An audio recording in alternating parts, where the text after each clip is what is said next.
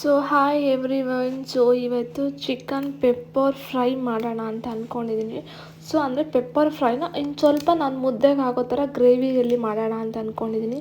ತುಂಬ ಅಂದರೆ ತುಂಬ ಚೆನ್ನಾಗಿ ಬರುತ್ತೆ. ಆಲ್ರೆಡಿ ಈ ಒಂದು ವೀಡಿಯೋನ ಆಲ್ರೆಡಿ ಅಪ್ಲೋಡ್ ಮಾಡಿದ್ದೀನಿ, ತುಂಬ ಚೆನ್ನಾಗಿ ವ್ಯೂಸ್ ಬಂದಿತ್ತು. ಸೊ ಮತ್ತೊಂದು ಸಲ ಇನ್ನೂ ಕ್ಲಿಯರಾಗಿ ಹೇಳ್ಕೊಡೋಣ ಅಂತ ಹೇಳಿ ಮತ್ತೆ ಈ ವಿಡಿಯೋ ಮಾಡ್ತಿದ್ದೀನಿ. ನಿಮಗೆಲ್ಲ ಇಷ್ಟ ಆಗುತ್ತೆ.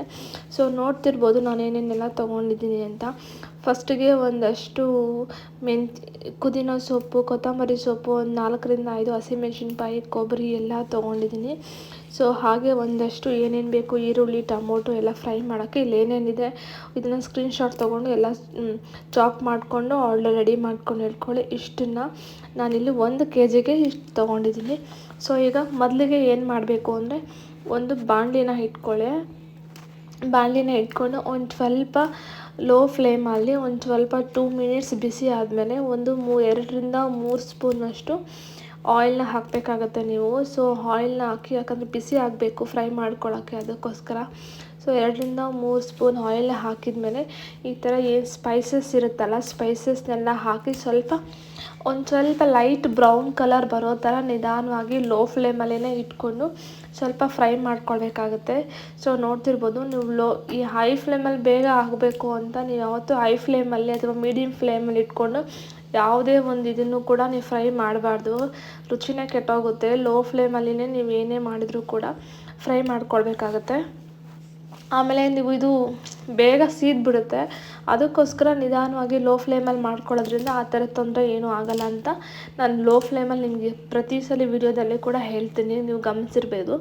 ಸೊ ಹಾಗೆ ಏನು ನಾನು ಈರುಳ್ಳಿನ ಚಾಪ್ ಮಾಡ್ಕೊಂಡಿದ್ದೆ, ನಾನಿಲ್ಲಿ ಆಗಲೇ ಹೇಳೋದು ಮಾಡ್ತಿದ್ದೆ. 1 kg ಚಿಕನ್ಗೆ ನಾನಿಲ್ಲಿ ಸಣ್ಣದು 2 ಈರುಳ್ಳಿನ ಚಾಪ್ ಮಾಡ್ಕೊಂಡಿದ್ದೀನಿ.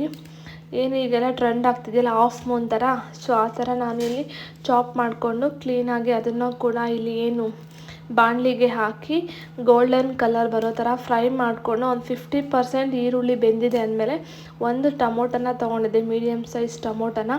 ಸೊ ಅದನ್ನು ಕೂಡ ಹಾಕಿ ಫ್ರೈ ಮಾಡಬೇಕಾಗತ್ತೆ. ಈರುಳ್ಳಿ 50% ಬೆಂದಿದೆ ಅಂದಾಗ ನೀವು ಟೊಮೊಟೊನ ಆ್ಯಡ್ ಮಾಡಿ. ಟೊಮೊಟೊ ಬೇಗ ಬೇಯೋದ್ರಿಂದ ಸ್ವಲ್ಪ ಲೇಟಾಗಿ ಹಾಕಿ ಅಂತ ಹೇಳೋದು ಅಷ್ಟೇ. ಸೊ ನೋಡ್ತಿರ್ಬೋದು, ಈಗ ನಾನು ಆಲ್ರೆಡಿ ಚೆಕ್ ಮಾಡ್ತಿದ್ದೀನಿ, ಯಾಕಂದರೆ ಬೇಗ ಬೆಂದುಬಿಟ್ರೆ ಮತ್ತು ಚಿಕನ್ ಆ್ಯಡ್ ಮಾಡಿದ್ರೆ ಮತ್ತು ನಾವು ತಿನ್ನಬೇಕಾದ್ರೆ ಅಷ್ಟು ಚೆನ್ನಾಗಿ ಸಿಗೋಲ್ಲ ಟೊಮೊಟೊ. ಸೊ ಅದಕ್ಕೆ ನೋಡ್ತಿದ್ದೀನಿ ಎಷ್ಟು ಮಾತ್ರ ಬೆಂದಿದೆ ಅಂತ ಹೇಳಿ. ಸೊ ನೋಡ್ತಿರ್ಬೋದು ನಾನು ಆಲ್ರೆಡಿ ಇಲ್ಲಿ ಚಿಕನ್ನ ವಾಶ್ ಮಾಡಿ ಇಟ್ಕೊಂಡಿದ್ದೀನಲ್ವ. ಸೊ ಈಗ ಚಿಕನನ್ನು ಕ್ಲೀನಾಗಿ ಒಂದೊಂದು ಸಲ ಹಾಕೋಣ. ಒಂದೊಂದು ಸಲ ಹಾಕಬೇಕಾದ್ರೂ ಚಿಕನಲ್ಲಿ ನೀವು ವಾಶ್ ಮಾಡಿ ಇಟ್ಕೊಳ್ಳೋದ್ರಿಂದ ಒಂದು ಸ್ವಲ್ಪ ವಾಟ್ರ್ ಇರುತ್ತೆ. ಸೊ ಅದನ್ನೆಲ್ಲ ಕ್ಲೀನಾಗಿ ಪ್ರೆಸ್ ಮಾಡಿ ನೀಟಾಗಿ ನೀರೆಲ್ಲ ಹಿಂಡಿ ಚಿಕನಲ್ಲಿ ಹಾಕಬೇಕಾಗತ್ತೆ. ಮತ್ತು ನೀವು ಹೆಂಗಿದ್ರು ಬಾಣಲಿಯಲ್ಲಿ ಹಾಕಿದಾಗ ನೀರೆಲ್ಲ ಬಿಟ್ಕೊಳ್ಳುತ್ತೆ. ಸೊ ಅದು ಬೇರೆ ವಿಷಯ, ಬಿಟ್ಕೊಂಡಾಗ ಆಮೇಲೆ ನೋಡೋಣ. ಸೊ ನೀವು ಹಾಕಬೇಕಾದಾಗ ಕ್ಲೀನಾಗಿ ನೀರು ಹಿಂಡಾಕಿ ಕ್ಲೀನಾಗಿ. ಸೊ ಅದಕ್ಕೆ ರುಚಿಗೆ ತಕ್ಕಷ್ಟು ಉಪ್ಪು ಹಾಕಿರ್ಬೋದು, ಮತ್ತು ಚಿಲ್ಲಿ ಪೌಡರ್ ಎಲ್ಲ ಹಾಕಿ ಮಿಕ್ಸ್ ಮಾಡೋಣ. ಅದಕ್ಕೂ ಮುಂಚೆ ಕ್ಲೀನಾಗಿ ಏನು ಈರುಳ್ಳಿ, ಟೊಮೊಟೊ, ಸ್ಪೈಸಸ್ ಎಲ್ಲ ಹಾಕಿದ್ನಲ್ವ, ಸೊ ಅದ್ರ ಜೊತೆ ಚೆನ್ನಾಗಿ ಮಿಕ್ಸ್ ಆಗಬೇಕಾಗತ್ತೆ. ಫಸ್ಟು ಕ್ಲೀನಾಗಿ ಮಿಕ್ಸ್ ಆಗಿಬಿಡಲಿ. ಸೊ ಹಾಗೆ ನೋಡ್ತಿರ್ಬೋದು ಇಲ್ಲಿ ರುಚಿಗೆ ತಕ್ಕಷ್ಟು ನಾನು ಎಲ್ಲ ಕಡೆನೂ ಕಲ್ಲುಪ್ಪೇ ಯೂಸ್ ಮಾಡ್ತೀನಿ. ನಂಗೆ ಪುಡಿ ಉಪ್ಪು ಯೂಸ್ ಮಾಡೋದ್ರಿಂದ ನಂಗೆ ಅಷ್ಟು ಕ್ಲಿಯರಾಗಿ ಎಷ್ಟು ಹಾಕಬೇಕು ಅಂತ ಅಂದಾಜು ಗೊತ್ತಾಗೋದಿಲ್ಲ.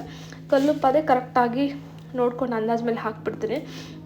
ಸೊ ಹಾಗೆ ಇಲ್ಲಿ ಕಲ್ಲುಪ್ಪು ಮತ್ತು ರುಚಿಗೆ ತಕ್ಕಷ್ಟು ಉಪ್ಪು ಕರೆಕ್ಟ್, ಹಾಗೆ ಏನು ಅರಿಶಿನ ಪುಡಿ ಹಾಕಿದ್ದೀನಿ, ಮತ್ತು 1 ಚಮಚದಷ್ಟು ಫುಲ್ಲಷ್ಟು ಚಿಲ್ಲಿ ಪೌಡರ್ನ ಕೂಡ ಹಾಕಿದ್ದೀನಿ. 1 ಚಮಚ ಸಾಲಲ್ಲ, ಬಿಕಾಸ್ ನಾನಿಲ್ಲಿ ಮಿಕ್ಸಿ ಜಾರ್ಗೆ ಆಲ್ರೆಡಿ ನಾನು ಹಸಿಮೆಣ್ಸಿನ್ಕಾಯಿ ಮಿಕ್ಸಿಗೆ ಹಾಕ್ಕೊಳ್ಳೋದ್ರಿಂದ ನಾನಿಲ್ಲಿ 1 ಸ್ಪೂನಷ್ಟು ಮಾತ್ರ ನಾನಿಲ್ಲಿ ಚಿಲ್ಲಿ ಪೌಡ್ರನ್ನ ಹಾಕ್ಕೊಂಡಿದ್ದೀನಿ.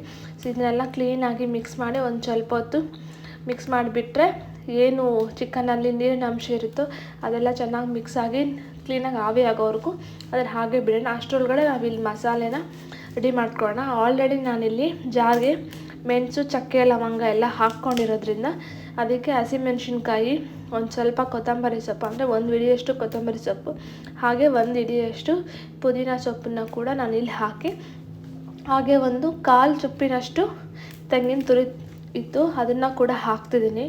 ಸೊ ತೆಂಗಿನ ತುರಿ ಹಾಕೋದ್ರಿಂದ ಮುದ್ದೆಗೆ ನಾನು ಸ್ಪೆಸಿಫಿಕ್ಕಾಗಿ ಮುದ್ದೆಗೆ ಮಾಡ್ಕೊತಿರೋದ್ರಿಂದ ಮಂದ ಬರುತ್ತೆ ಸಾಂಬಾರು, ಮತ್ತು ರುಚಿ ಕೂಡ ಚೆನ್ನಾಗಿರುತ್ತೆ. ಸೊ ಅದಕ್ಕೋಸ್ಕರ ನಾನು ತೆಂಗಿನ ತುರಿನ ಹಾಕ್ಕೊಳ್ತಾ ಇರೋದು. ಸೊ ಈಗ ಒಂದು ಸ್ವಲ್ಪ ನೀರು ಹಾಕ್ಕೊಂಡು ಮಿಕ್ಸ್ ಮಾಡ್ಕೊಳ್ಳೋಣ. ಸೊ ಮಿಕ್ಸ್ ಮಾಡಿಕೊಂಡು ಇವಾಗ ಮಿಕ್ಸಿ ಜಾರ್ಗೆ ಹಾಕಿ ನುಣ್ಣಗೆ ಮಿಕ್ಸಿ ಮಾಡ್ಕೊಂಡಿದ್ದೀನಿ, ನೋಡ್ತಿರ್ಬೋದು. ಈ ಥರ ನುಣ್ಣಕ್ಕೆ ಮಿಕ್ಸಿಗೆ ಹಾಕ್ಕೊಬೇಕಾಗುತ್ತೆ ನೀವು. ಸೊ ಈ ಥರ ಮಿಕ್ಸಿಗೆ ಹಾಕ್ಕೊಂಡಾಗ ಸೊ ಇಲ್ಲಿ ಆಲ್ರೆಡಿ ಚಿಕನ್ ಯಾವ ಮಟ್ಟಕ್ಕೆ ಬೆಂದಿದೆ ಅಂತ ನೋಡೋಣ. ನೋಡಿ, ಆಲ್ರೆಡಿ ಚಿಕನ್ನಲ್ಲಿರೋ ನೀರೆಲ್ಲ ಕ್ಲೀನಾಗಿ ಕುದಿದು ಉಪ್ಪು ಖಾರ ಎಲ್ಲ ಚಿಕನ್ ಪೀಸ್ಗೆ ಚೆನ್ನಾಗಿ ಹಿಡಿದು ತುಂಬ ಟೇಸ್ಟಿಯಾಗಿರುತ್ತೆ. ಇದನ್ನೇ ಬೇಕಾದ್ರೆ ನೀವು ಡ್ರೈ ಪೆಪ್ಪರ್ ಚಿಕನ್ ಥರ ಇಲ್ಲಿ ಈ ಒಂದು ಇದಕ್ಕೆ ಬಂದಾಗ ನೀವು ಮಾಡ್ಕೊಳ್ಬೋದು. ಬಟ್ ನನಗೆ ಗ್ರೇವಿ ಬೇಕಿರೋದ್ರಿಂದ ಸೊ ಇನ್ನೂ ಸ್ವಲ್ಪ ಆಗಲಿ ಅಂದ್ಬಿಟ್ಟು ಬಿಡ್ತಿದ್ದೀನಿ. ನೋಡ್ತಿರ್ಬೋದು ಆಲ್ಮೋಸ್ಟ್ ನೀರೆಲ್ಲ ಖಾಲಿ ನಾನೇನು ನೀರು ಆ್ಯಡ್ ಮಾಡಿಲ್ಲ.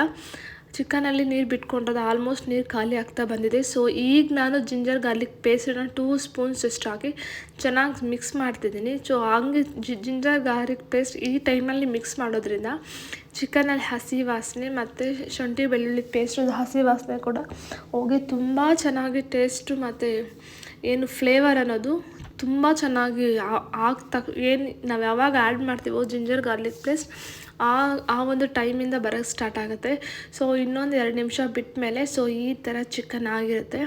ಸೊ ಇನ್ನೊಂದು ಚೆನ್ನಾಗಿ ಕ್ಲೀನಾಗಿ ಎಲ್ಲ ಕಡೆ ಜಿಂಜರ್ ಗಾರ್ಲಿಕ್ ಪೇಸ್ಟ್ ಎಲ್ಲ ಕಡೆ ಮಿಕ್ಸ್ ಆಗೋ ಥರ ಕ್ಲೀನಾಗಿ ಮಿಕ್ಸ್ ಮಾಡಿಕೊಂಡು ಸೊ ನಾವು ಆಗಲೇ ರೆಡಿ ಮಾಡ್ಕೊಂಡಿರೋ ಏನು ಗ್ರೀನ್ ಮಸಾಲೆ ಇತ್ತು ಸೊ ಅದನ್ನೆಲ್ಲ ಹಾಕೋಣ.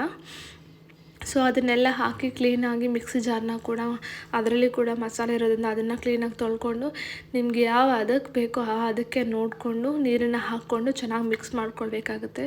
ಸೊ ನೋಡ್ತಿರ್ಬೋದು ಎಷ್ಟು ಚೆನ್ನಾಗಿದೆ ಅಂತ. ಸೊ ಇನ್ನೂ ಸ್ವಲ್ಪ ನನಗೆ ನೀರು ಬೇಕು, ಯಾಕಂದರೆ ಇದು ಬೇಯ್ತಾ ಇನ್ನೂ ಚಿಕನ್ ಸಾಫ್ಟ್ ಆಗುತ್ತೆ. ಸೊ ಆವಾಗ ಆಲ್ಮೋಸ್ಟ್ ಏನು ಗ್ರೇವಿ ಅಂದ್ಕೊಂಡಿದ್ವೋ ಅದು ಇನ್ನೂ ಜಾಸ್ತಿ ನೀರಿನ ಅಂಶ ಎಲ್ಲ ಖಾಲಿ ಆಗ್ತಾ ಹೋಗುತ್ತೆ. ಸೊ ಆದ್ದರಿಂದ ನನಗೆ ಇನ್ನೂ ಸ್ವಲ್ಪ ನೀರು ಬೇಕು ಅನ್ನಿಸ್ತು. ಸೊ ಅದಕ್ಕೆ ನಾನು ನೀರು ಹಾಕ್ಕೊಳ್ತಿದ್ದೀನಿ. ಇನ್ ಕೇಸ್ ನಮಗೆ ಸಾಕು ಚಪಾತಿ ಪರೋಟಾಗೆ ನಾವು ಇಷ್ಟು ಮಾತ್ರ ತಿಂತೀವಿ ಅನ್ನೋರು ಇದು ಕರೆಕ್ಟ್ ಕನ್ಸಿಸ್ಟೆನ್ಸಿ ಇದೆ. ಸೊ ನೀವು ಇಲ್ಲಿಗೆ ನೀರನ್ನ ಹಾಕೋ ಸ್ಟಾಪ್ ಮಾಡಿ ಒಂದು 15 ಮಿನಿಟ್ಸ್ ಲೋ ಫ್ಲೇಮಲ್ಲಿ ಚೆನ್ನಾಗಿ ಕುದಿಯೋದಕ್ಕೆ ಬಿಟ್ಟು ಮತ್ತೆ ಆಫ್ ಮಾಡಿ ನೀವು ಬೇಕಾದ್ರೆ ಸರ್ವ್ ಮಾಡ್ಕೊಂಡು ತಿನ್ಬೋದು. ಬಟ್ ನನಗೆ ಮುದ್ದೆಗೆ ಅವಶ್ಯಕತೆ ಇರೋದ್ರಿಂದ ತುಂಬ ಮಂದ ನನಗೆ ಅವಶ್ಯಕತೆ ಇಲ್ಲ. ಸೊ ಅದಕ್ಕೆ ಇನ್ನು ಸ್ವಲ್ಪ ನೀರನ್ನ ಆ್ಯಡ್ ಮಾಡಿ ರುಚಿ ನೋಡಿ ಉಪ್ಪು ಖಾರ ಎಲ್ಲ ಕರೆಕ್ಟಾಗಿದ್ದರೆ ಅಲ್ಲಿಗೆ ಸ್ಟಾಪ್ ಮಾಡಿ ನಾನು ಮತ್ತೆ ಮುಚ್ತಿದ್ದೀನಿ. ಇನ್ನೊಂದು 2 ನಿಮಿಷ ಚೆನ್ನಾಗಿ ಬೇಯಲಿ ಅಂತ. ನೋಡಿ ಈಗ ತುಂಬ ಚೆನ್ನಾಗಿ ಕುದೀತಾ ಇದೆ, ನೋಡ್ತಿರ್ಬೋದು. ನಾನು ಎಷ್ಟು ನೀರು ಹಾಕಿದೆ ಆ ಕನ್ಸಿಸ್ಟೆನ್ಸಿಗೆ ತುಂಬ ಚೆನ್ನಾಗಿ ಕಾಣ್ತಿದೆ. ಸೊ ನೋಡ್ತಿರ್ಬೋದು ಎಲ್ಲ ಕ್ಲೀನಾಗಿ ಕೆಳಗಡೆ ಮೇಲ್ಗಡೆ ಎಲ್ಲನೂ ಕೂಡ ಚಿಕನ್ನ ತಿಪ್ಪಾರಿಸ್ಬೇಕಾಗುತ್ತೆ. ಯಾಕಂದರೆ ಮೇಲೆ ಇರೋದು ಒಂದು ಸ್ವಲ್ಪ ಚೆನ್ನಾಗಿ ಒಳಗಡೆವರೆಗೂ ಬೆಂದಿಲ್ಲದೆ ಇರ್ಬೋದು. ಸೊ ಒಳಗಡೆ ಇರೋದು ಚೆನ್ನಾಗಿ ನುಣ್ಣಗೆ ಬೆಂದಿರ್ಬೋದು. ಸೊ ಅದಕ್ಕೆ ಕೆಳಗಡೆ ಮೇಲೆ ಕೆಳಗಡೆ ಮಾಡ್ತಿರೋದ್ರಿಂದ ಚೆನ್ನಾಗಿ ಎಲ್ಲ ಚಿಕನ್ನು ಎಲ್ಲ ಕ್ಲೀನಾಗಿ ಬೆಂದುತ್ತೆ. ಸೊ ನಾನಿಲ್ಲಿ ಸ್ವಲ್ಪ ಚಕ್ಕೆ ಲವಂಗದ ಪುಡಿ ಹಾಕಿ ಹಾಗೆ ಚಿಕನ್ ಮಸಾಲ ಕೂಡ ಸ್ವಲ್ಪ ಹಾಕ್ತಿದ್ದೀನಿ. ಚಿಕನ್ ಮಸಾಲ ಒಂದು ಚಿಟಿಕೆಯಷ್ಟು ಚಕ್ಕೆ ಲವಂಗ ಪುಡಿ ಹಾಕ್ತಿದ್ದೀನಿ. ಹಾಗೆ ಒಂದು 1/4 ಸ್ಪೂನ್ನಷ್ಟು ನಾನಿಲ್ಲಿ ಗರಂ ಮಸಾಲಾನ ಹಾಕ್ತಿದ್ದೀನಿ. ಲಾಸ್ಟ್ ಪಾಯಿಂಟಲ್ಲಿ ಹಾಕ್ತಿರೋದಿದ್ದೆಲ್ಲ ನಾನು. ಸೊ ಈ ಗರಂ ಮಸಾಲಾನ ಹಾಕಿ ಚೆನ್ನಾಗಿ ಮಿಕ್ಸ್ ಮಾಡಿಬಿಡಿ.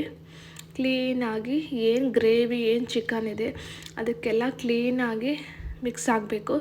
ಸೊ ಆ ಥರ ನೀವು ಇದನ್ನು ಮೀಡಿಯಮ್ ಫ್ಲೇಮಲ್ಲಿ ಮಾಡಲೇಬಾರ್ದು, ಲೋ ಫ್ಲೇಮಲ್ಲಿ ಇಟ್ಕೊಂಡು ಮಾಡಬೇಕಾಗುತ್ತೆ ಲಾಸ್ಟಲ್ಲಿರೋದ್ರಿಂದ.